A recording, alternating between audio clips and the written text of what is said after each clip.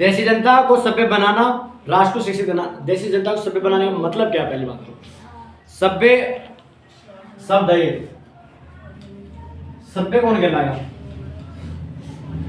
जो पढ़ा लिखा आदमी होगा, जिसमें समझ, जो व्यक्ति अपने देश की आय के बारे में, अपने देश के संविधान के बारे में, अपने देश के कानूनों के बारे में और अपने समाज की जो अच्छाइयाँ बुराइयाँ है ना, पढ़ा लिखा हो, वो सभ्य कहलाएगा।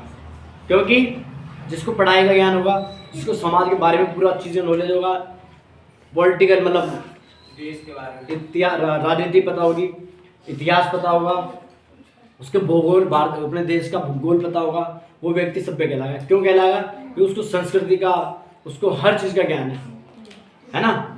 संस्कृति का ज्ञान होगा तभी तो सभ्य बनेगा, क्योंकि उसको स्टेप बाय स्टेप हर चीज़ का पता रहेगा। हर आदमी ऑर्डिनरी मतलब बोलते हो ना तुम कि ज्ञानी नहीं होता। हर इंसान में कोई ना कोई कमी ज़रूर होती है। ज़रूरी नहीं है कि अगर आप अच्छा पढ़ाते हो तो आप अच्छा गा भी सकते हो, आप अच्छा खेलते हो तो आप अच्छा नाच भी सकते हो। सब में कोई ना कोई कमी होती है। तो अगर आप में कोई कमी है तो उस कमी को ये मत सोचो कि मेरे में ये कमी है, मैं मोटा हूँ, पतला हूँ, मैं बोल नहीं पाता या मैं पढ़ नहीं पाता।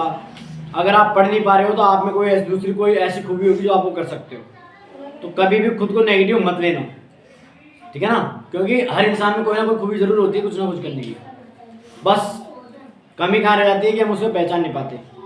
हम भी नहीं पहचान पाते, अलग बात है, हमारे घर वाले भी नहीं पहचान पाते। जिसके पहचान जाते हैं, जो पहचान जाता है वो कर लेता है। जैसे मैं अपना पे लग गया, भाई मेरे को कुछ करना है, मेरे को पता है कि क्या करना है, तो मैं उसमें लगा हुआ। अब टाइम देख, जिंदगी में एक चीज़ ध्यान रखना, अचानक से कुछ नहीं होता। आप कहो ना कि अचानक से कोई जादू और मैं अचानक से पैसे वाला बढ़ जाऊँ, ये हो जाए वो हो जाए, कुछ नहीं होता। धीरे धीरे होता है। धीरे धीरे होता है, अचानक से होता है। कब होता है वो बताऊँ मैं, अचानक से भी होगा, लेकिन आप लगातार निरंतर प्रयास करते रहोगे तब। हिमेश रेशमिया, उसके लिए पता क्या कहा जाता था? ये तो नाक ही नाक में गाता है, इसका तो कुछ समझ में नहीं आता है, ये कहते थे ना हिमेश रेशमिया के लिए। उसने एक गाना गाया, झलक दिखला जा, ऐसी झलक दिखलाई पूरी दुनिया में फेमस हो गया। और इतना चला वो गाना 2007-05 के टाइम के, उस टाइम पे था जब मैं LKG सेकंड क्लास में ऐसे पढ़ता था। सेकंड में ऐसे कुछ था, मैं जब सैनिक फॉर्म में पढ़ता था SWMS स्कूल में। तो गाना ऐसा फेमस हुआ, फिर तो कोई बोला नहीं उसको कि नाक में गाता है? कमी थी ना। बल्ब बनाने वाला 1000 बार फेल हुआ, 999 बार फेल हुआ। लोगों ने क्या बोला, तू क्या कर रहा है, 999 बार बना दिया फिर भी तू लगा हुआ है, तू पागल है। उसने बोला 999 बार मैंने ये सीखा है, 999 बार में कि बल्ब कैसे नहीं बनाया जा सकता। अपने को आपको अंदर नेगेटिविटी बताया ना, तो उसको भी पलटो, उसको पॉजिटिविटी दो, ठीक है ना। तो ये चीज़ें अपने दिमाग में रखा करो, बहुत काम की आती है। आगे चल के कोई नहीं, मतलब हर कोई नहीं बताता, क्या पता कौन कब क्या ज्ञान दे जाए। अब देखो मेरे सर थे 1997 में, उन्होंने ना अपनी पढ़ाई पूरी कर ली और 97 से कोचिंग चालू करी थी और 2011 तक कितने साल हो गए चलो बताओ, 2007 तक, पहले से ले लो 97 से 7, फिर 7 से 11, यहाँ से यहाँ तक पढ़ाया। मात्र 30 से 40 बच्चे आते थे, हमारे पास तो 50 से प्लस है, ज़्यादा होगी, लेकिन 30-40 बच्चे पढ़ा रहा बंदा। अब सोचो कितने साल हो गए, 97 से 7 करो, 10 साल। 10 साल बंदा कर सकता है कोई कोऑपरेट? आज के टाइम में करेगा कोई कोऑपरेट? नहीं कर पाया। उसके बाद 7 से 11 फिर थोड़ा पढ़ा था, फिर थोड़ा चलने लगी, लास्ट में अब जाके करोड़ों कमा रहे, करोड़ों। तो कैसे? धीरे धीरे हुआ ना। क्या होता है कि आप मेहनत करते जाओ, क्या पता आपका कौन सा वीडियो, आपका कौन सा काम कब किसको पसंद आ जाए, कब आप फेमस हो जाओ, अलग बात। मेहनत कंटिन्यू करो, पक्का जरूर होता है। मेन बात है निरंतर प्रयास करो किसी चीज़ के लिए। तो जनता को देखें क्या कह रही है जनता।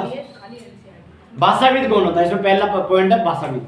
तो भाषाविद एक ऐसा व्यक्ति होता है, इधर देख लो, जब मेरे को याद है तो मैं तुम्हें आई कॉन्टेक्ट में लाके बताऊंगा। भाषाविद को क्या होता है? एक ऐसा व्यक्ति जो बहुत सी भाषाओं को जानता है और उसका विद्यार्थी होता है। भाषाविद हम कहते हैं ना, ये तो ज्ञानी है। ज्ञानी मतलब जिसको बहुत सारा ज्ञान होता है। भाषाविद कौन होता है? जो बहुत से सारी भाषाओं को जानता है। ठीक है, अगर मेरे बोलने में प्रॉब्लम हो रही है, मतलब तुम्हें सुनने में, तो तुम बोलो, मैं थोड़ा रुक के बोलूँ। जल्दी बोलता हूँ, मुझे भी कभी कभी अंदर से फील होता है कि हम कहीं ज़्यादा जल्दी नहीं बोल रहे, तो आप लोग बीच में टोका करो कि सर आप ज़्यादा बोल रहे हो, मतलब स्पीड से बोल रहे हो, ज़्यादा नहीं स्पीड से बोल रहे हो, तो थोड़ा लो करो, क्योंकि समझ में भी तो आना चाहिए ना सामने वाले को।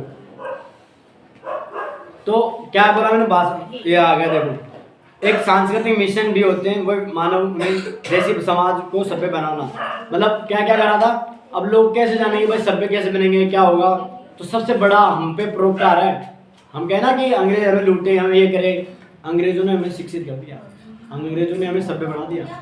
अंग्रेज नहीं आते तो हम वही रहते, जंगलों में हैं ही करते रहते, राजाओं के अंदर दबे रहते और कुछ नहीं कर पाते। राजाओं को कमजोर किसने बनाया?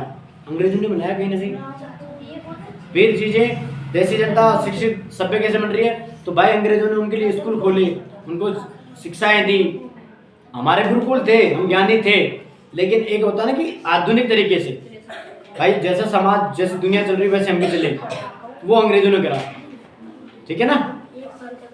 अंग्रेज शिक्षा को किस तरह देखते थे? आगे बात, अंग्रेजी क्या करते थे? 200 साल उन्होंने राज किया और उन्होंने हमें लोगों को, हमारे लोगों को क्या करा? शिक्षा दी। हालांकि उन्होंने अंग्रेजी शिक्षा दी, क्यों दी? क्योंकि उनका फायदा हो कि हम किस आप मैं अभी आपसे अंग्रेजी राजस्थानी भाषा में बात करूँ, आप समझोगे? नहीं समझोगे। अगर मैं आपको राजस्थानी समझा दूंगा तो फिर तो मेरा फायदा है ना।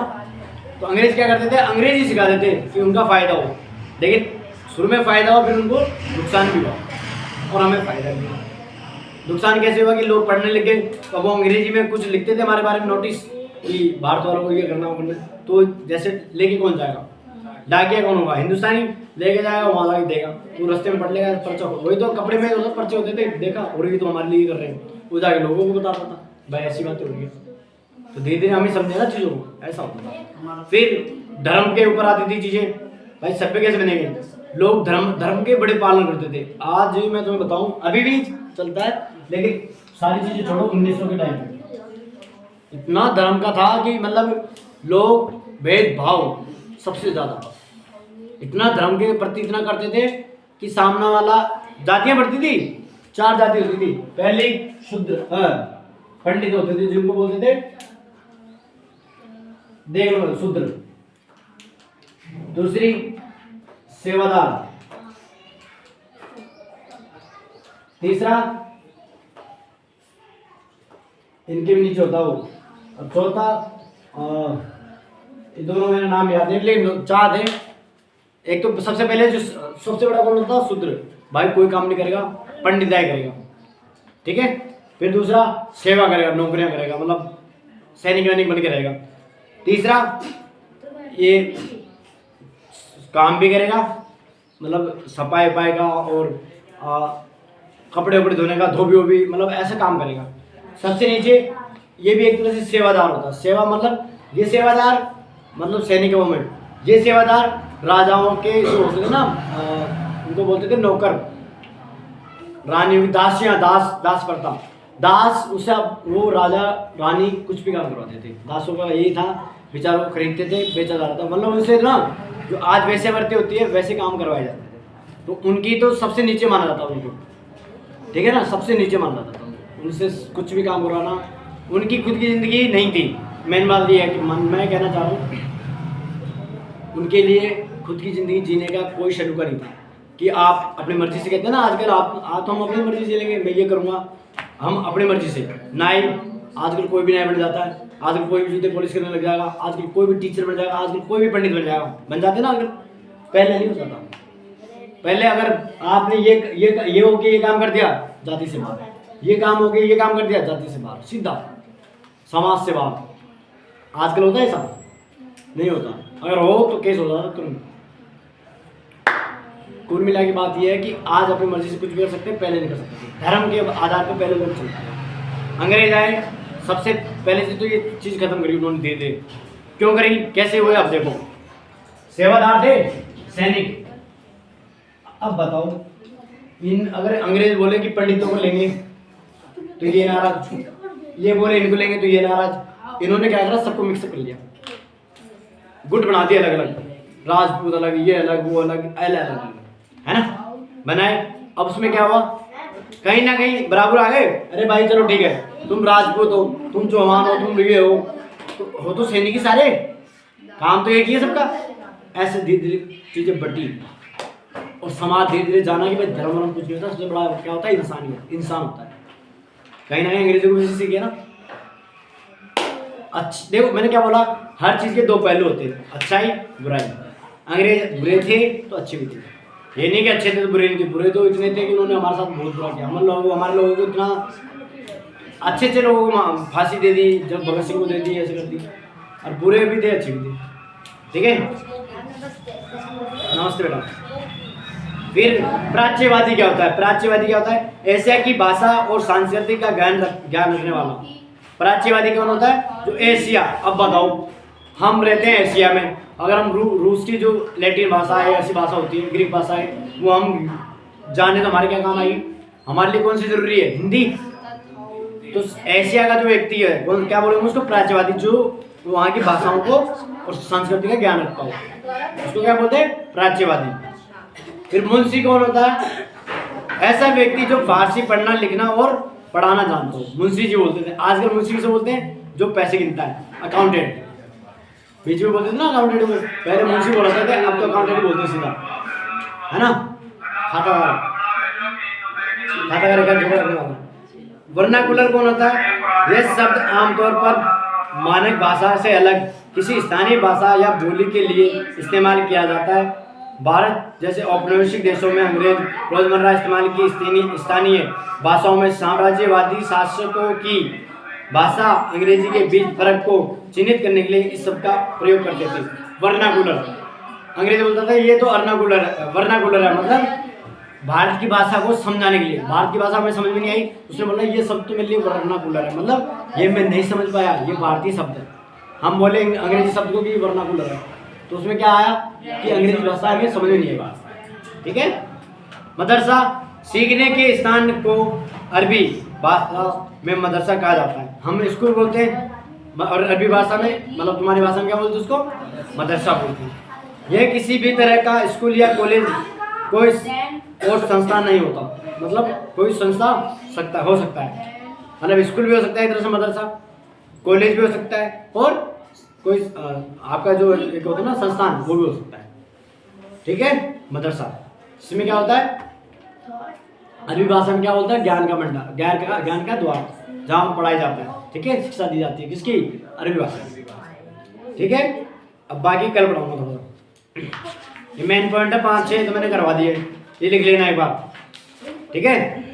इनमें यही है, अंग्रेजों ने, मतलब हमने शिक्षा कैसे प्राप्त की, हम सभ्य कैसे बने, हमें क्या क्या करना चाहिए था, कैसे करना चाहिए था, समाज को कैसे बदला गया, कैसे पढ़ाई को महत्व दिया गया, शिक्षा को, है ना, लोगों को कैसे समझाया गया, क्योंकि बेटियों को पढ़ाया नहीं जाता था, तो बेटियों को पढ़ाने के लिए कैसे आंदोलन किए गए, या जो भी किया गया, जो भी प्रयास किए गए, सारी चीज़ें किस में आती है, इसी में आती है, ठीक है ना। सभ्य बनाना ही तो होता है, सभ्य, लड़के सभ्य बन जाएंगे, लड़कियाँ नहीं बनेंगे तो फिर कैसे चलेगा घर।